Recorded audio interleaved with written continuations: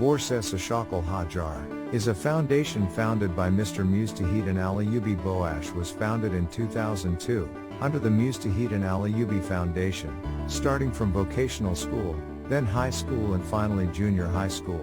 In 2017, the chairman of the foundation to build Garuda Nusantara Global Elementary School. This school was founded by the Baya Shakal Hajar Foundation, so that in 2018 the Mustahid Ali Ayubi Foundation and the Baya Shakal Foundation. So now Borses is the largest school and also has the most students in Indonesia. Borses Ashokal Hajar is a pioneer of today's inclusive education and all schools in Boash are accredited A. The school is located on Highway Semplak, Salabenda Raya, Parakan Jaya, District Kemang, Bogor, West Java 16310. It is a school that has several study programs, namely SD Global Garuda Nusantara.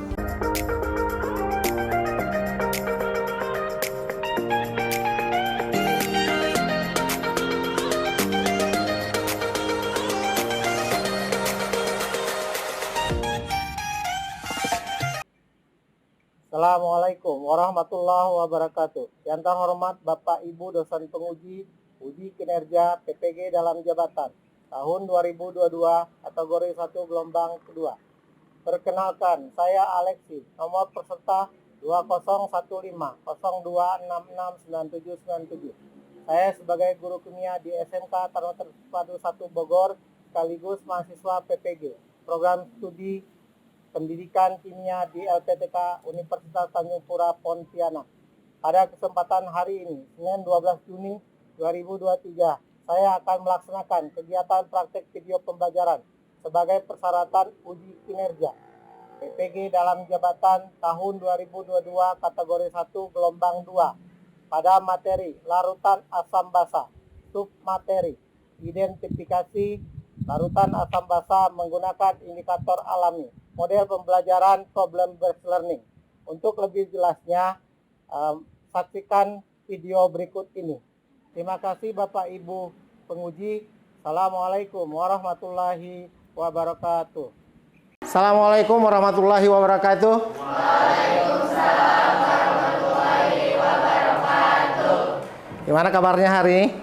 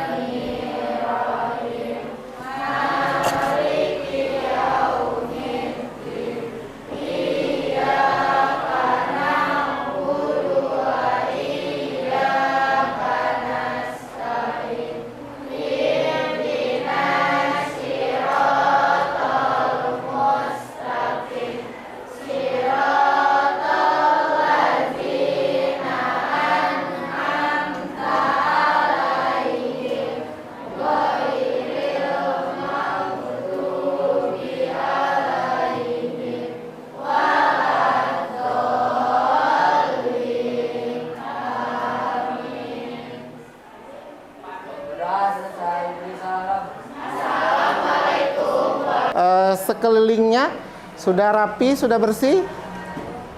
Sudah? Oke, coba sampah-sampah yang masih mungkin masih ada, silakan diambil terlebih dahulu, diberesin ya. Boleh Mariam dibuang ke tempatnya. Oke, Vicky silakan.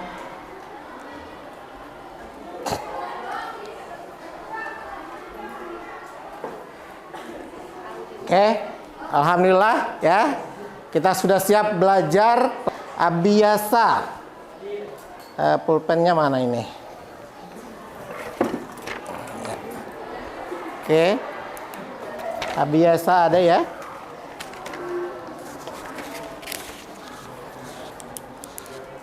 Ahmad Fauzi hadir. Aditya ada. Najwa ada.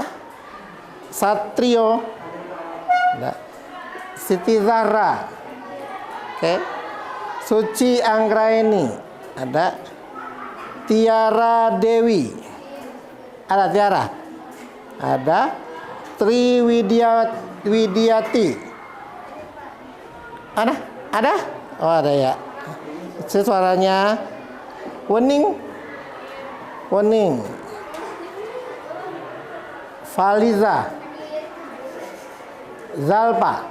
Oh, luar ya, masih setia ya, masih giat menuntut ilmunya. Bapak yakin ilmu yang kalian tuntut hari ini itu akan banyak kegunaannya di masa yang akan datang. Jadi janganlah berhenti untuk menuntut ilmu, karena sekali lagi ilmu yang kita pelajari hari ini itu akan sangat bermanfaat di kehidupan kita yang akan datang. Kompetensi dasarnya Bapak bacakan dulu. Memahami sifat larutan asam, basa, dan garam dengan beberapa indikator. Terus di keterampilannya 4.4-nya menunjukkan sifat larutan asam, basa, dan garam dengan beberapa indikator. Nanti kita lakukan percobaannya ya. Itu KD-nya. Ini tujuan pembelajarannya. Bisa minta bantuan dibacanya. Kelompok yang belakang, kelompoknya Pak Uji, salah satu silakan baca tujuan pembelajarannya.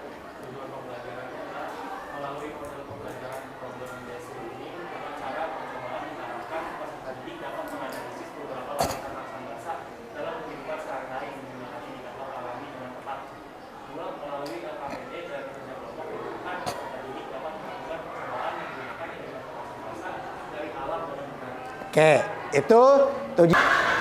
Ya, Maryam, apa? Teori dan ciri-ciri asam basa. Ada yang tahu apa itu apa teori asam basa? Suci apa Suci?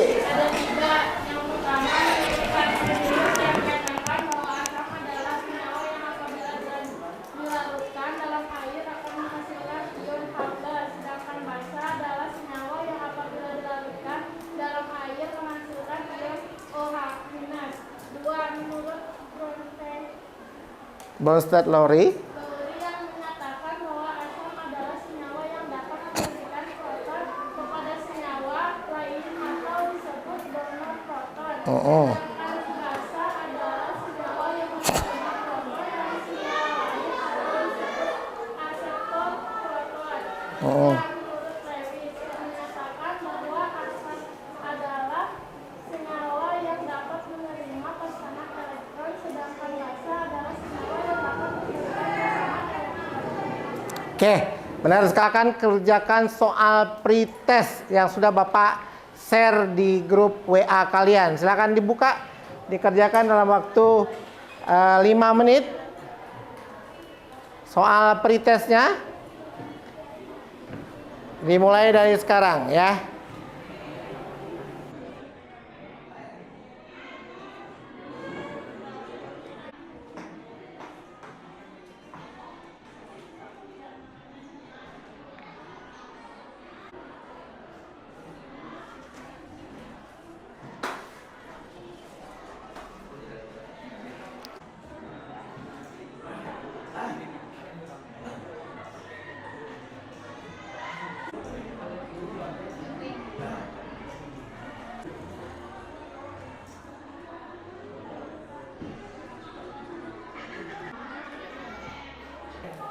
Oke, anak-anak udah selesai. Kelompok 1, oke, kelompok 1 coba baca orientasi masalah itu. Yang lain kamu baca dengan keras. Kelompok 1 baca dengan keras. Yang lain boleh melihat ya di PowerPoint dan yang sudah Bapak bagikan.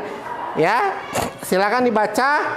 Terus dipahami.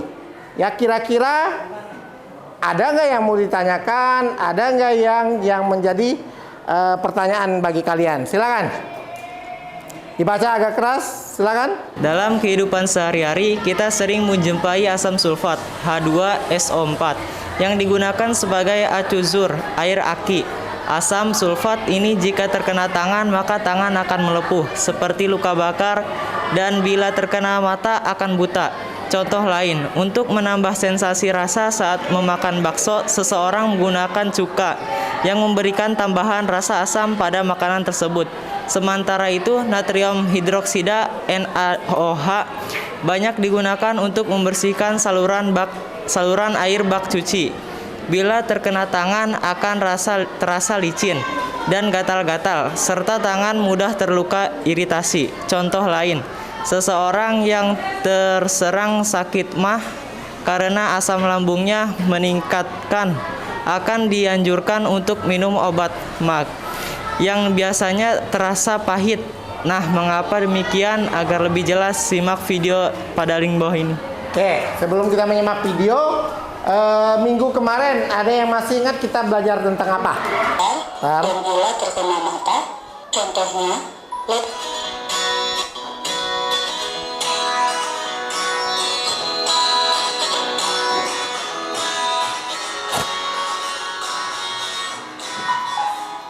Dalam kehidupan sehari-hari, ada banyak sekali zat yang merupakan senyawa asam dan basa. Contohnya, lemon dan air aki yang merupakan contoh senyawa asam, atau sabun dan sirih yang merupakan contoh senyawa basa. Untuk senyawa asam, apabila kita cicipi akan terasa asam dan akan terasa pesan di tangan. Sedangkan untuk senyawa basa, jika kita cicipi akan terasa pahit dan terasa licin ketika mengenai tangan. Pertanyaannya, bagaimana cara kita mengenali zat asam dan basa? Apakah harus kita cicipi dan kita pegang? Nah, untuk mengenali suatu zat. Nanti Bapak bagikan dulu LKPD-nya. Kelompok 1. Ditulis namanya ya, nama kelompoknya. Kelompok 1 namanya siapa aja. Ini kelompok 2. Namanya siapa aja karena nanti akan dikumpulkan ya. Kelompok 3. Kelompok 4. 6 ya. Oke. Ini nanti buat ya kesimpulannya ya. Nanti aja.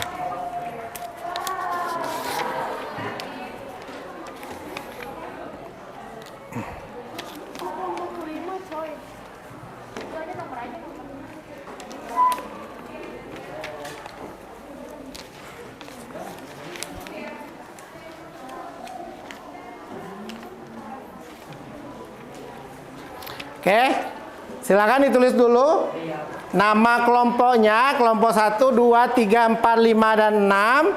Terus nama-nama kelompoknya ya. Nama kelompoknya ditulis. Siapa nama kelompoknya? Perwakilan ke sini. Silakan ambil 3 pipet. Hati-hati ini patah.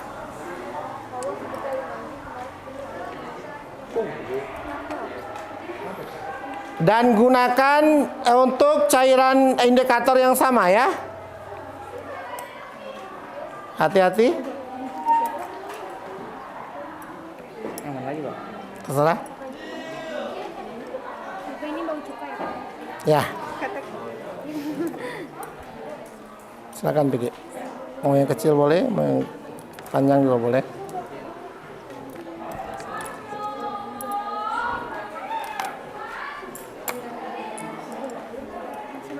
Ya. Ini nanti bareng-bareng aja. Berdua meter. Hah? Ini botolnya nih. Ada. Tar. Kamu berdua itu ya tisunya ya. Ini berdua sana. Kalau butuh tisu.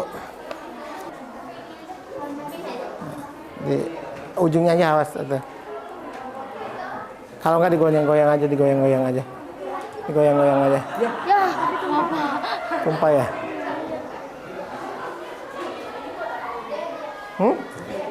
Buat nyuci ini.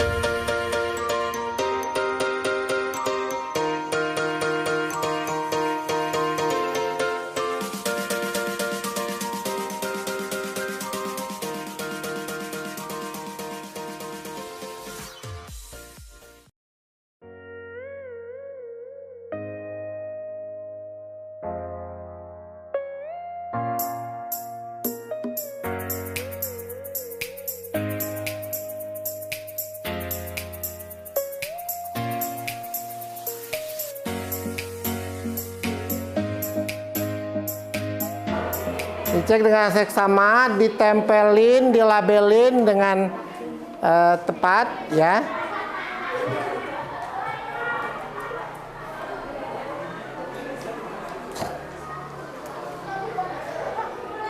Kalau udah mengendap itunya agak digoyang-goyangin ya. Supaya atau ada pulpen yang bisa itu yang ujungnya gitu.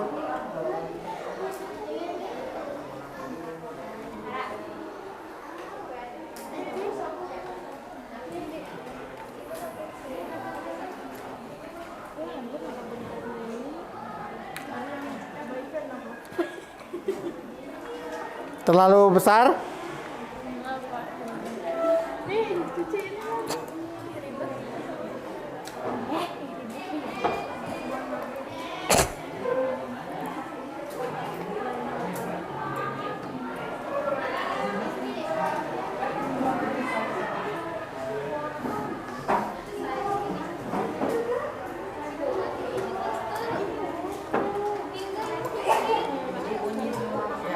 Dinamain, jangan buru-buru.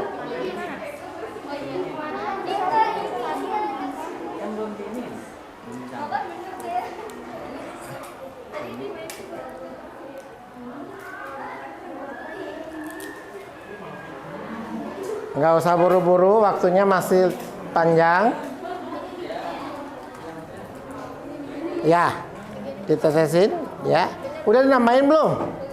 Ditandain dulu. Tandain dulu, dilabelin supaya nggak salah tetes. Labelin semua dulu, mana terus misalkan kunyit mau duluan, siapin yang buat kunyit. Kunyit itu ada sabun, ada cuka. Nanti buah naga juga ada sabun, ada cuka. Ya, dipotong 2 boleh, tapi yang lain bisa di pelan-pelan aja. Nanti sambil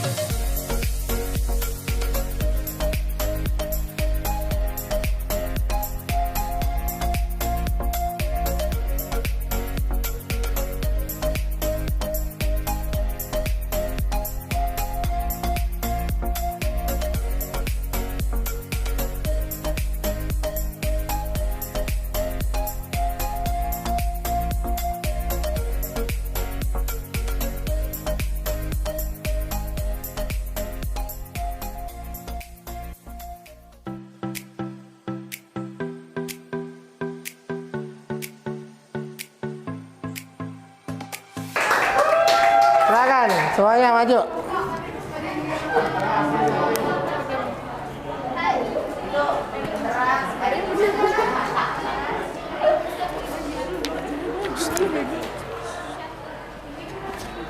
Assalamualaikum warahmatullahi wabarakatuh. Nanti kalau kamu udah ngomong ke teman kamu kasih ya. Wabarakatuh. Kami dari kelompok 3 ingin mempresentasikan hasil percobaan kita tadi. Yang lain silakan didengarin, disimak. Kalau ada pertanyaan nanti langsung ditanyakan ke kelompok ya. Kelompok silakan, nanti kelompok yang presentasi silakan menjawab. Nggak mesti harus benar ya, silakan menurut kalian apa. Nanti kita simpulkan di kesimpulan kelas. Ya silakan, Maryam. Ya. Nah.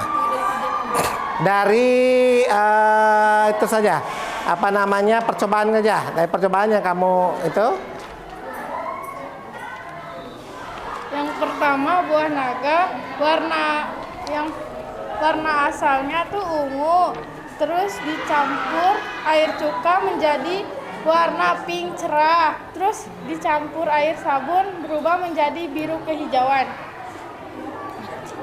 Oke, kata kelompok berapa? 4, 3 ya. Kelompok 3, dengerin. Kalau di kesenyawa asam, dia akan menjadi ungu pink cerah ya. Kalau ke basa dia biru kehijauan ya. Biru kehijauan. Silakan disamakan dengan kelompoknya. Oke, berikutnya. Kalau di wortel itu warna aslinya kan orange. Saat kita campurin ke air cuka itu berubah jadi warna putih keruh. Ke air sabun itu hijau terang. Ya. Silakan lanjutkan. Kalau di kunyit itu warna asalnya kuning, kalau dicampur air cuka berubah warna jadi kuning cerah, kalau dicampur air sabun berubah jadi hijau rumput. Oke. Ada yang mau menanggapi? Ada yang mau menanggapi? Kelompoknya Pak Uci mungkin? Ada yang mau menanggapi? Enggak? Ada kelompok yang mau menanggapi? Yang kira-kira tidak sama temuannya? Satrio, Mutia, ada perbedaan? Boleh ditanyakan? Boleh tanyakan? Tanyakan? Cuka jadi warna pink, kalau air sabun jadi hijau terang. Coba. Jadi warna keruh. Kenapa? Agak kenceng nggak apa-apa? Mau nanya itu yang tadi wortel percobaan cukanya jadi warna apa? Putih keruh. Kalau misalnya di air sabun hijau terang. Hijau terang ya. Oke. Itu jawabannya. Udah? Oke. Kesimpulan kelompoknya apa? Kesimpulannya adalah buah naga dalam larutan asam berubah menjadi pink cerah. Buah naga dalam larutan basa berubah menjadi biru kehijauan seperti warna bensin. Wortel dalam larutan asam berubah menjadi bening keruh atau putih keruh. Sebaliknya dalam larutan basa. Untuk mengetahui senyawa itu asam atau basa, itu perlu kita cek dulu ya dengan menggunakan indikator. Salah satu indikator yang bisa dipakai adalah indikator alami. Tapi tidak semua indikator alami itu bisa dipakai.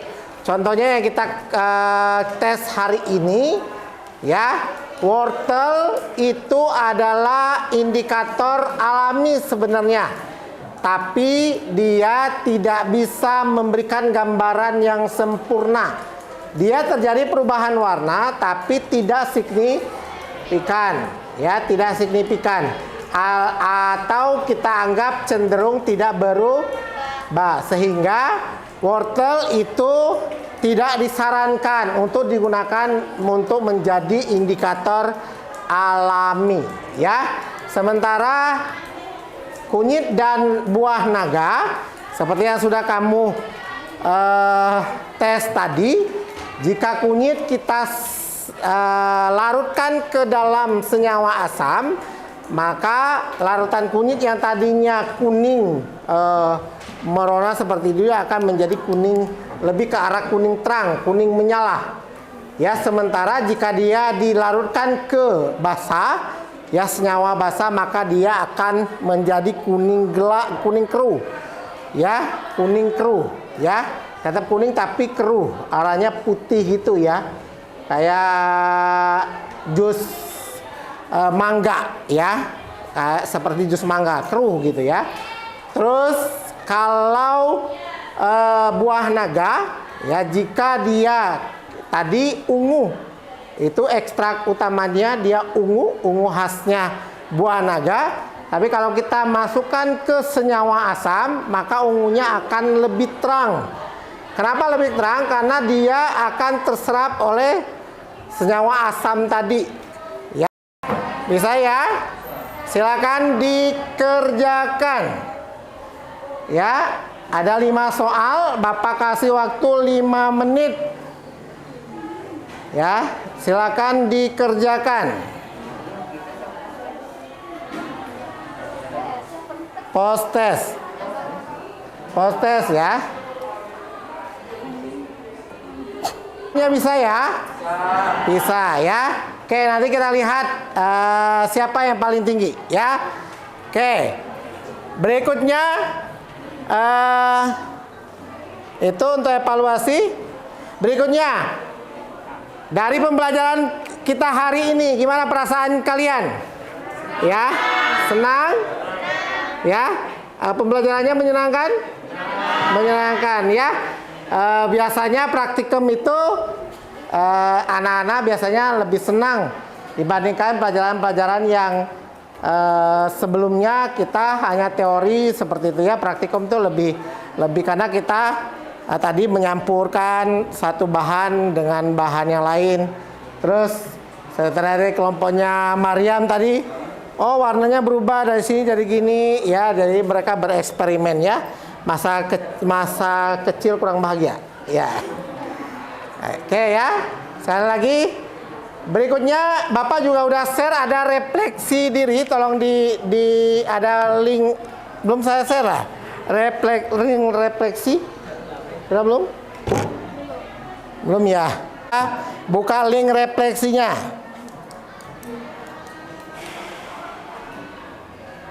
Ring refleksinya bisa kebuka?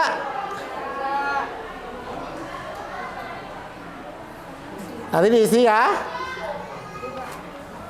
Coba silakan boleh diisi. Tentang menentukan pH suatu larutan ya. Silakan.